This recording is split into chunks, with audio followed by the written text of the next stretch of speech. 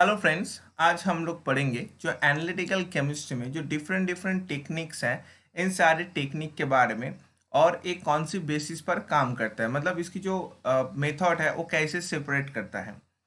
तो हम लोग अगर देखेंगे एक एक करके मैं सारे टेक्निक बोलूँगा, ठीक है।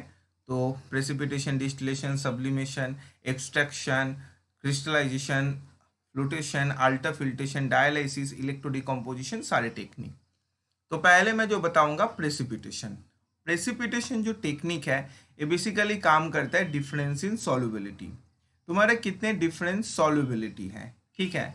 मतलब सपोज अगर तुम AgCl, ठीक है, और सपोज तुमने ले लिया KCl, ठीक है। अगर तुम्हें पूछूंगा कौन जल्दी से सॉल्युबल हो जाएगा वाटर में, तो तुम्हारा आंसर होगा AgCl, क्योंकि देखो KCl बहुत ज़्यादा स्टेबल है, ठीक है। ये जल्दी से सॉल्युबल नहीं होगा, ठीक है, क्योंकि वो इसका आइसो इलेक्ट्रॉनिक है तो जल्दी से सॉल्युबल नहीं होगा। उसको ब्रेक करने के लिए ज़्यादा एनर्जी की ज़रूरत है। तो डिफरेंस इन सॉल्युबिलिटी से हम लोग पता कर सकते हैं जो कौन जल्दी से प्रेसिपिटेशन करेगा कौन नहीं करेगा। AgCl क्या है, तुम्हारा अनस्टेबल है, ठीक है, तो जल्दी से क्या करेगा, सॉल्युबल हो जाएगा और जल्दी से क्या करेगा, प्रेसिपिटेशन भी कर देता है। AgCl की हम लोग जानते हैं जो एक वाइट प्रेसिपिटेशन करता है, ठीक है, एक वाइट प्रेसिपिटेशन कर देता है, लाइक कार्डी वाइट जिसको बोला जाता है। तो ऐसे हम लोग सॉल्युबिलिटीज के ऊपर डिपेंड करके हम लोग क्या करते हैं, प्रेसिपिटेशन करता है। तो यहाँ पे क्वेश्चन आता है, अच्छा कौन प्रेसिपिटेशन करता है, यहाँ पे भी और एक क्वेश्चन आता है। तो प्रेसिपिटेशन क्या हमेशा हो जाता है, तो आंसर होता है नहीं। प्रेसिपिटेशन का कुछ क्राइटेरिया होता है।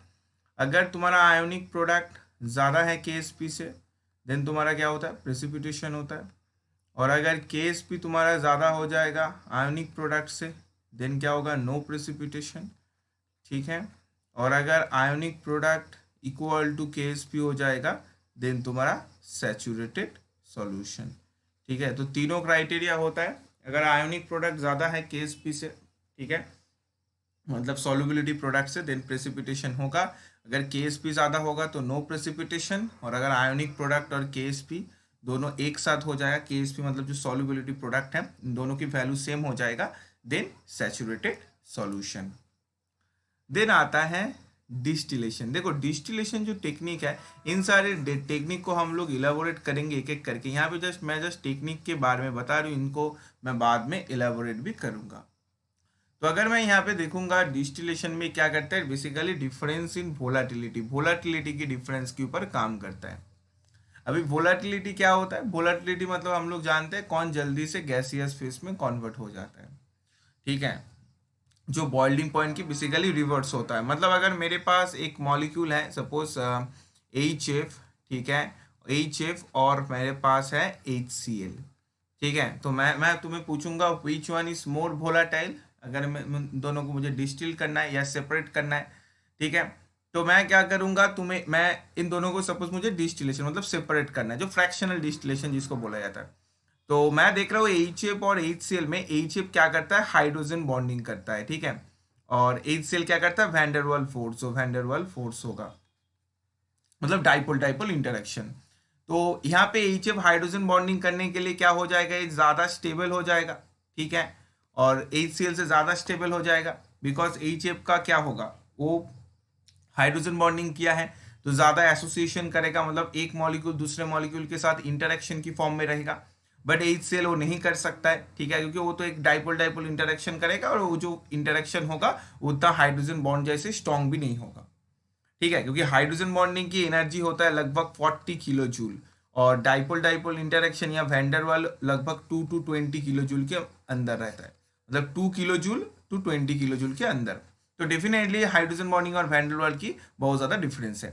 तो हाइड्रोजन बॉन्डिंग ज़्यादा स्टेबल होने के कारण से क्या होगा, तुम अगर इसको हीट करोगे तो जल्दी से बॉयल नहीं होगा।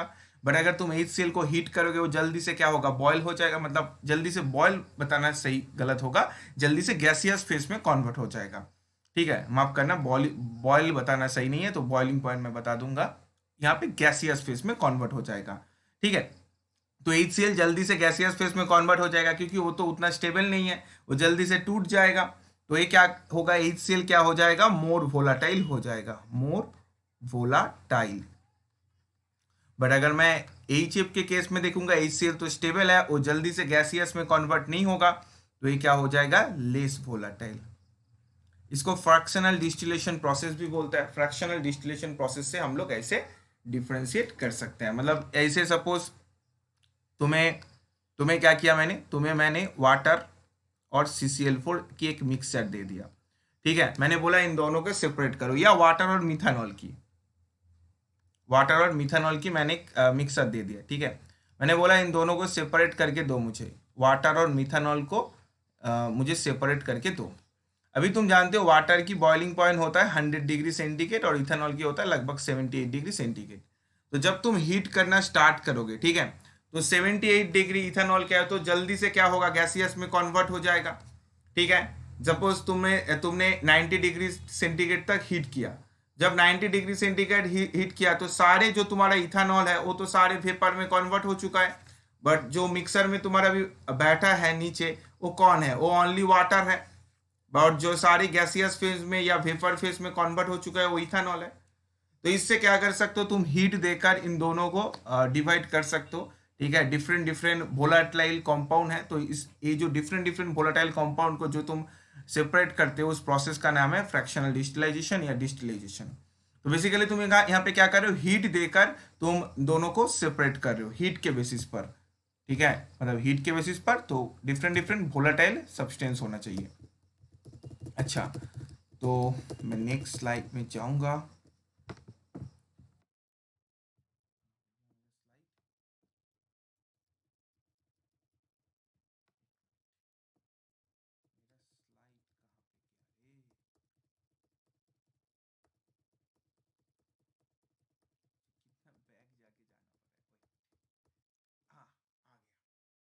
आ गया मेरा स्लाइड, आ गया। तो अभी डिस्टिलेशन हो गया, अभी कौन बाकी है, अभी मेरा जो बाकी है वो मेरा कौन है, वो मेरा है नेक्स्ट जो टेक्निक है वो है मेरा सब्लिमेशन। क्या होता है सब्लिमेशन में, सब्लिमेशन में बेसिकली तुम क्या करते हो, ठीक है। सब्लिमेशन में जहाँ पे तुम वेपर प्रेशर के ऊपर काम करते हो, ठीक है।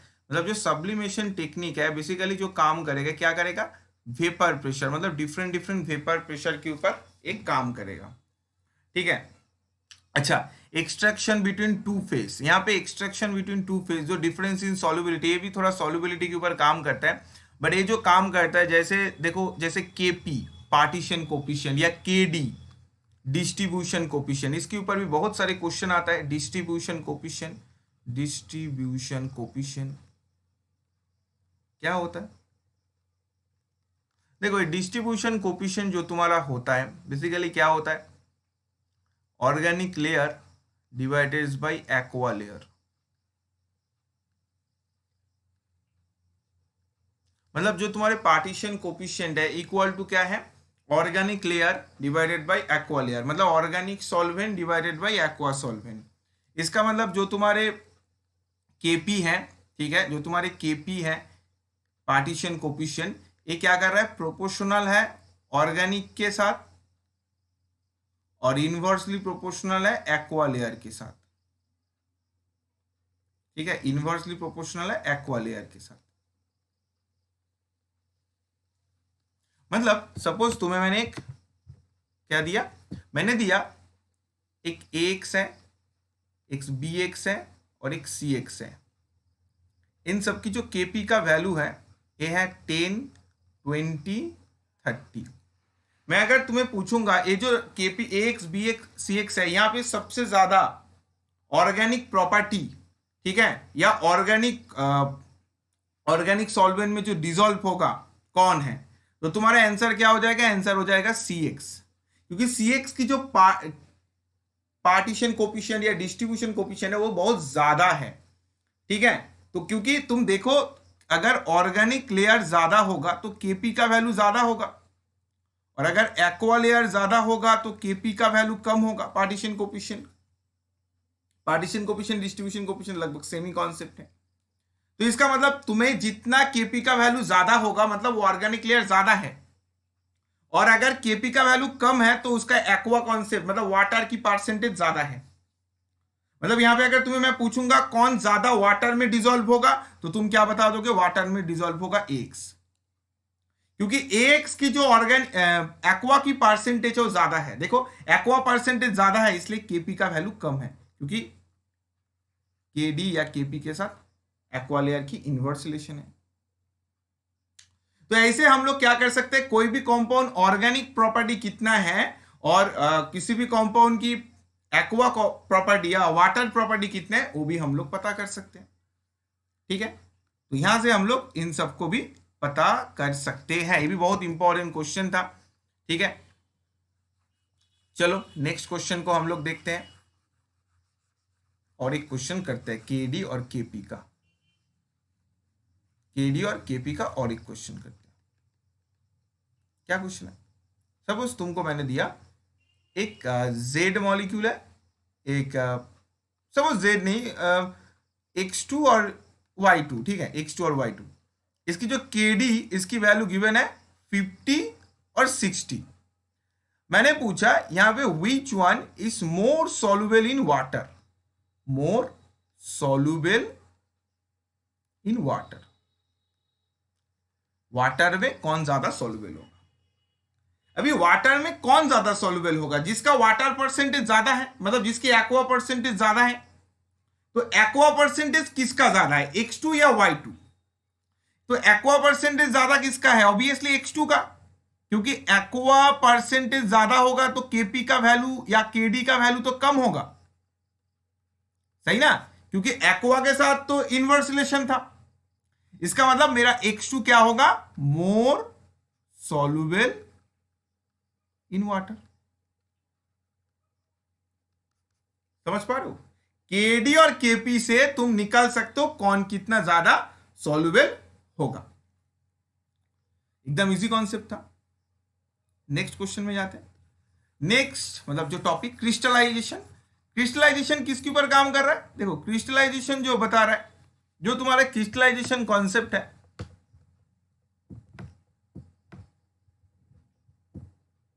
ओके, क्रिस्टलाइजेशन बेसिकली बता रहा है property of solubility usually at low temperature. Generally low temperature में हम लोग जब क्रिस्टलाइजेशन करते हैं, ठीक है, क्रिस्टलाइजेशन जब सैचुरेटेड सॉल्यूशन हो जाता है। क्रिस्टलाइजेशन कब होता है?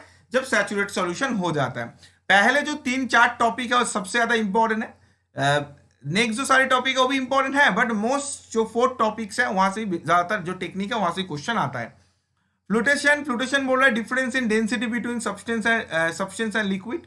जो फ्लोटेशन तुम्हें तभी होगा अगर difference in density between substance and solid.